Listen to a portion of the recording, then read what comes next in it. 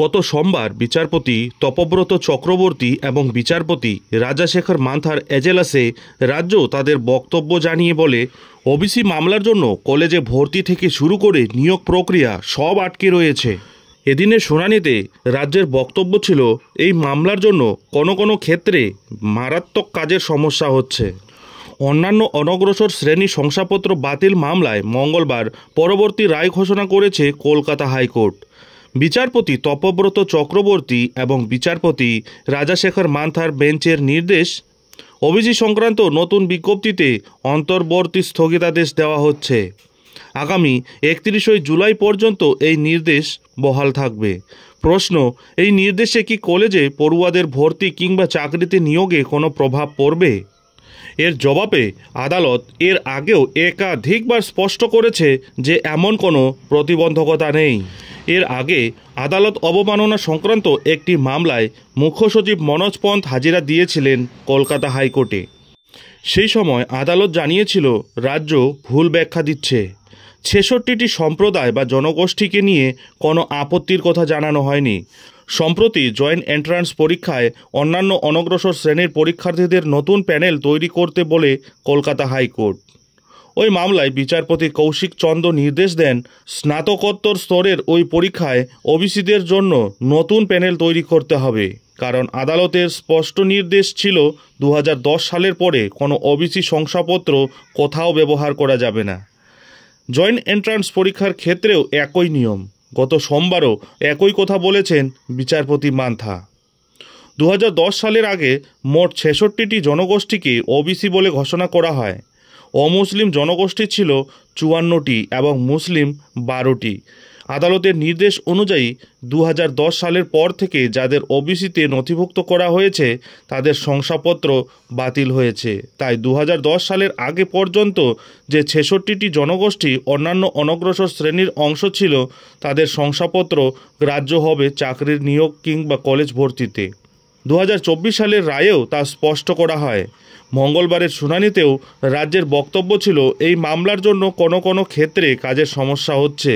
তার আগে সোমবার বিচারপতি তপব্রত চক্রবর্তী এবং বিচারপতি রাজাশেখর মান্থার এজলাসে রাজ্য তাদের বক্তব্য জানিয়েছিল। তাতে বলা হয়, ওবিসি মামলার জন্য কলেজে ভর্তি থেকে শুরু করে নিয়োগ প্রক্রিয়া সব আটকে রয়েছে। কিন্তু আদালত জানায়, এমন সমস্যা তো হওয়ার কথা নয়।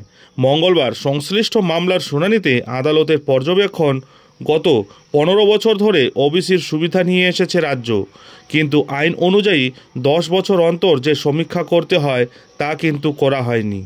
প্রসঙ্গত, 2010 সালে পূর্বতম বাম সরকার 42টি জনগোষ্ঠীকে ওবিসি বলে চিহ্নিত করেছিল। তাদের মধ্যে ছিল 41টি মুসলিম এবং একটি অমুসলিম সম্প্রদায়। এরপর 2012 সালে তৃণমূল সরকার 35টি জনগোষ্ঠীকে ওবিসি বলে চিহ্নিত করে। তাদের বক্তব্য 34টি মুসলিম এবং একটি অমুসলিম সম্প্রদায়। আদালতের নির্দেশ অনুযায়ী বাম এবং তৃণমূল সরকারের আমলে যে 77টি জনগোষ্ঠীকে ওবিসি তালিকায় ঢোকানো হয়, শুধুমাত্র তাদের বাতিল করা হয়েছে। তবে মঙ্গলবার ওবিসি শংসাপত্র বাতিল মামলায় কেন্দ্রের তরফে সওয়াল করেন অতিরিক্ত সলিসিটর জেনারেল অশোক কুমার চক্রবর্তী। তিনি জানান, এর আগে কেন্দ্রীয় মন্ত্রিসভার বৈঠকে চেয়ারম্যান হিসেবে প্রধানমন্ত্রী এনসিবির সঙ্গে বৈঠক করেছেন। সেখানে ওবিসি কারা তা নিয়ে আলোচনা হয়। তিনি সওয়ালে বলেন, ওই বৈঠকে উঠে এসেছে ওবিসি নিয়ে দুটি সম্প্রদায়ের মধ্যে পরিবর্তন করা হয়েছে, যার মধ্যে ডেঞ্জারাস ডেমোগ্রাফিক এফেক্ট পড়বে। রাজ্য অনগ্রসর শ্রেণী কমিশন স্বাধীনভাবে সিদ্ধান্ত নেয়নি। এর পাল্টা রাজ্যের অ্যাডভোকেট জেনারেল কিশোর দত্ত বলেন, ওই মামলাটি সুপ্রিম কোর্টে বিচারাধীন। সেখানে পুরো বিষয়টি বলা হয়েছে, সমীক্ষার কথাও জানানো হয়েছে। তখনই রাজ্যের উদ্দেশ্যে বিচারপতি মান্থার প্রশ্ন, সমীক্ষার বিষয়ে বলছেন কিন্তু বিজ্ঞপ্তির বিষয়ে বলছেন কি? জবাবে এজি জানান, রাজ্য সুপ্রিম কোর্টের পদক্ষেপের কথা জানিয়েছে। রাজ্য সুপ্রিম কোর্টে পদক্ষেপের কথা জানিয়েছে। সেখানে তালিকা জমা দেওয়া হবে।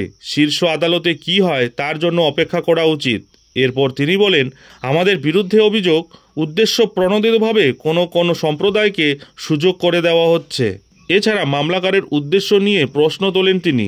তার প্রেক্ষিতেই দুই বিচারপতির বেঞ্চ বলে মামলার গ্রহণযোগ্যতা নিয়ে রায় আগেই দিয়েছে আদালত।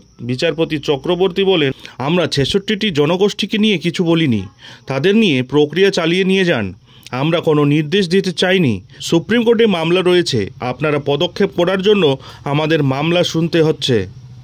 এরপর রাজ্য জানায় বিধানসভায় পেশ করা হয়েছে ওই বিষয়টি। মুখ্যমন্ত্রী বিরোধী দলনেতা এই আলোচনায় অংশও নিয়েছেন। গত সোমবার মন্ত্রিসভার বৈঠকে মুখ্যমন্ত্রী মমতা বন্দ্যোপাধ্যায় জানান, আদালতের নির্দেশে ওবিসি তালিকা তৈরি করা হয়েছে। ওই তালিকা তৈরির দায়িত্বে ছিল অনগ্রসর শ্রেণী কমিশন। এক্ষেত্রে যে সরকারের ভূমিকা সীমিত ছিল তা সাধারণ মানুষকে বোঝাতে হবে। মন্ত্রিসভার সদস্যদের এমনটাই নির্দেশ দিয়েছেন তিনি। মন্ত্রিসভার বৈঠকের আগে বিধানসভার বক্তৃতাতেও ওবিসি তালিকা নিয়ে মন্তব্য করেন মুখ্যমন্ত্রী। তিনি জানান, 140টি জনগোষ্ঠীর যে তালিকা তৈরি হয়েছে সেখানে অমুসলিম জনগোষ্ঠীও রয়েছে। ওই তালিকার মধ্যে 80টি সংখ্যালঘু জনগোষ্ঠী এবং বাকি 60টি অমুসলিম জনগোষ্ঠী রয়েছে।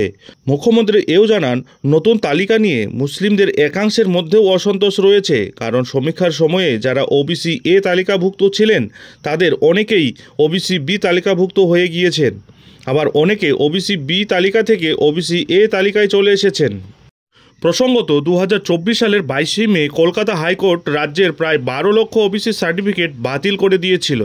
বিচারপতি তপব্রত চক্রবর্তী এবং বিচারপতি রাজাশেখর মান্থার ডিভিশন বেঞ্চ জানিয়েছিল 2010 সালের পরে অন্তর্ভুক্ত জনগোষ্ঠীদের সমস্ত ওবিসি সার্টিফিকেট বাতিল করতে হবে। ওইসব শংসাপত্র ভবিষ্যতে কোথাও আর ব্যবহার করা যাবে না। তবে হাইকোর্টের নির্দেশে স্থগিতাদেশ দেয়নি কিন্তু শীর্ষ আদালত। রাজ্য ছাড়াও সুপ্রিম কোর্টে গিয়েছিল অনগ্রসর শ্রেণী কল্যাণ দপ্তরও। সেখানে রাজ্যের মামলাটি এখনও বিচারাধীন রয়েছে। শীর্ষ আদালতের পর্যবেক্ষণ ছিল শুধুমাত্র ধর্মের ভিত্তিতে কারো সংরক্ষণ পাওয়া উচিত নয়। এ ব্যাপারে বিজেপির অভিযোগ, গত 10ই জুন বিধানসভায় মুখ্যমন্ত্রী মমতা বন্দ্যোপাধ্যায় ওবিসি তালিকা নিয়ে রাজ্য সরকারের অবস্থান জানিয়ে বিবৃতি দেন। প্রমাণস্বরূপ কমিশনের নোটিফিকেশন স্পিকার বিমান বন্দ্যোপাধ্যায়ের কাছে জমাও দিয়েছিলেন, কিন্তু ওই অধিবেশনে উপস্থিত থাকলেও বিরোধী দলনেতা শুভেন্দু অধিকারীকে মতামত পেশের সুযোগও দেওয়া হয়নি। তাই গত 11ই জুন বিধানসভা সচিবকে চিঠি লিখে প্রতিবাদ জানিয়েছেন বিরোধী দলনেতা। মঙ্গলবার রাজ্যের উচ্চশিক্ষা দপ্তর জানায়, ওবিসি সংরক্ষণ নিয়ে কোনো সমস্যা হবে না তাদের পোর্টালে।